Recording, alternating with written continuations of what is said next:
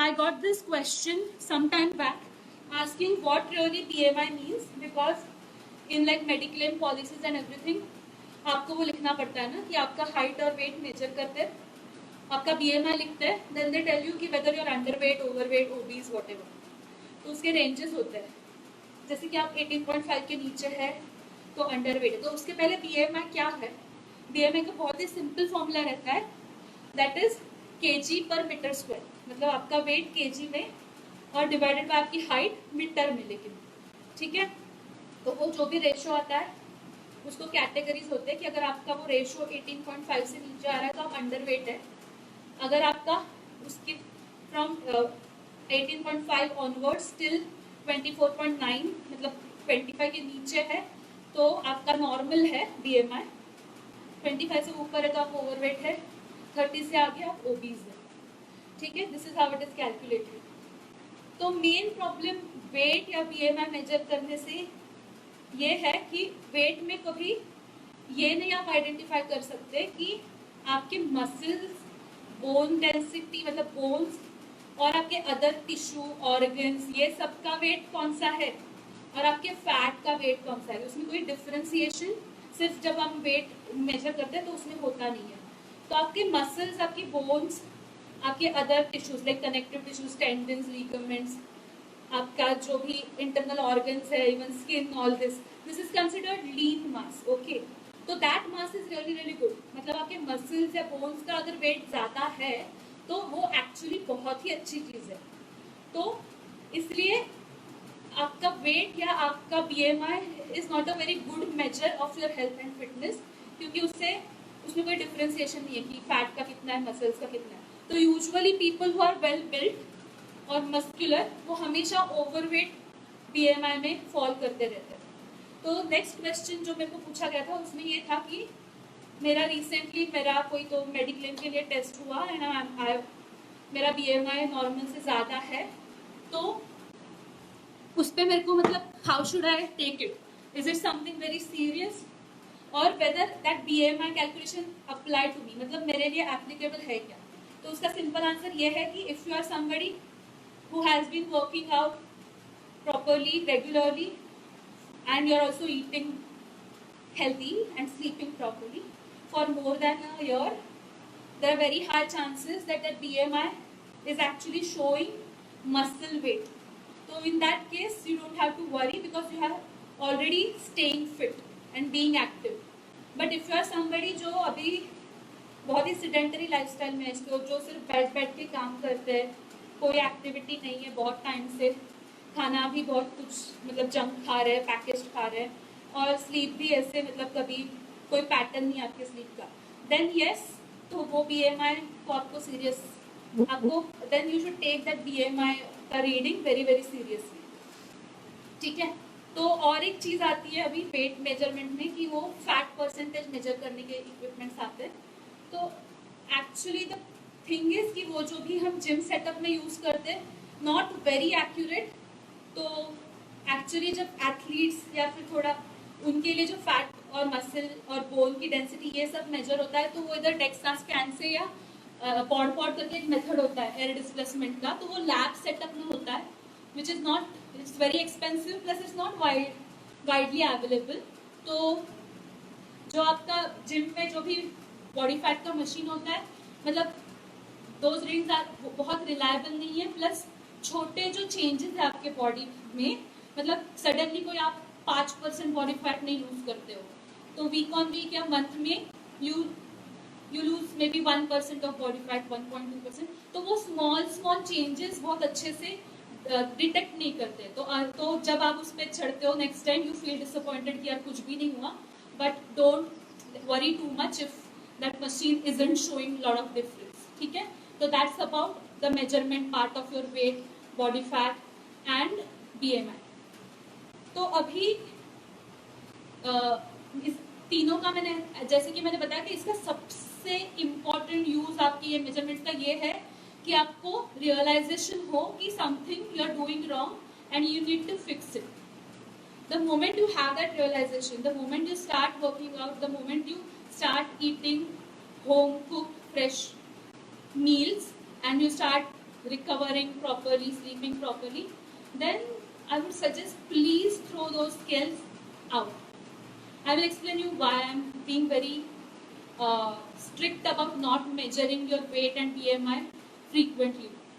क्योंकि this is what I have observed after working for a lot of years in fitness is जो first वाला part होता है जब आपको रियलाइज होता है कि यार मेरा शुगर ज़्यादा आया है या मेरा वेट बहुत ज़्यादा आ रहा है, तो that is the time you take a very good decision कि no I am going to get active now, I am going to eat healthy and everything. तो you start something very healthy and then you start measuring it every day, every week. ठीक है, and it becomes an obsession and you also start comparing with your friends, या you just randomly start comparing with somebody you see on social media. क्योंकि हमारे पास वो information तो bombard daily basis पे होती है. मतलब डेली हम 10 फोटो तो देखते ही होंगे कि before after before after before after. ठीक है, तो उसमें हम ये भूल जाते हैं कि जो भी हेल्दी या फिट होने की जर्नी है, it is about nurturing and nourishing yourself. It is not about just weight. Weight isn't really a good measure of your health और फिटनेस. ये सिर्फ आपको रियलाइजेशन तक इनफ है. उसके बाद there are too many aspects to health and fitness which I'm going to talk about every day starting tomorrow.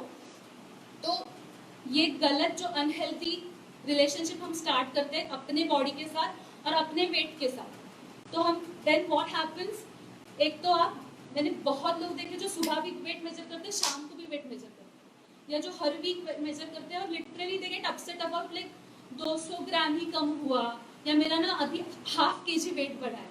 तो दो small differences don't mean anything, क्योंकि आपका weight in a range it is variable. मतलब आप सुबह जो major करते हो शाम को मेजर करते हो वो वैसे भी वेरिएबल होता है. इट चेंजेस अकॉर्डिंग की how much hydrated you are. मतलब अगर डिहाइड्रेटेड होंगे तो आपका वेट कम ही दिखेगा वेइंग स्केल पे, या अगर आप ब्लोटेड होंगे तो ज़्यादा दिखेगा. So all those variations are there. So don't obsess about weight, don't compare it with someone else, and instead just throw it away for some time at least and focus on the things that you have to do right every day. So if you throw the weighing scale out, it will let you focus on actually things which are very very important. ठीक है, तो the example I always give to my clients is कि weight loss, weight gain मतलब muscle gain, या कोई भी आपका fitness goal हो कि मेरे को अभी डायबिटीज, मेरी शुगर बहुत हाई रह रही है, I want to get it to normal, या कोई भी आपका जो भी हेल्थ या फिटनेस गोल हो, it is never going to go straight up like this. Okay, या आपका weight is not going to straight down like this. तो don't have some expectations which are not realistic. ठीक है, लोग सिर्फ आपको बिफोर आफ्टर दिखाते हैं. nobody tells you कि when you start, अगर आप एकदम सेडेंटरी लाइफ से स्टार्ट करो तो आपके पहले मूवमेंट्स और फॉर्म फिक्स करने में ही 1.5 to 2 months आपको देने चाहिए. आपका पोस्चर पहले करेक्ट होना चाहिए. After that you start lifting lot of weights. After that you can do intense workouts. Then the whole process. So it is initially from weight perspective. I am not talking from the fitness perspective. Fitness तो आपका हर एक session के बाद बढ़ता ही चला जाता है, but आपका weight will be kind of straight line. It will not increase, not decrease that much. Then it will start reducing slowly initially. Then there will be some point where it will also come up. जब आपके muscle build हो रहे हैं तो muscles are like iron, तो मतलब size में छोटे दिखते हैं बट वेट बहुत ज्यादा होता है. तो the moment you are starting to build lot of lean body mass, तो there will be slight like forward graph like this, where आपका पूरा का पूरा फैट इतना बर्न होना स्टार्ट नहीं हुआ है, at the same time you are putting on muscles, which is actually a good thing. यहाँ पे डिसअपॉइंट होने वाला कुछ भी नहीं है. इट इज जस्ट शोइंग कि आपका बॉडी का मसल वेट और बोन डेंसिटी बढ़ रहा है. Then it slightly comes up in between and then it again starts going down, and after around 3 months or 3.5 depending upon where you are starting, then it constantly keeps going down gradually every month.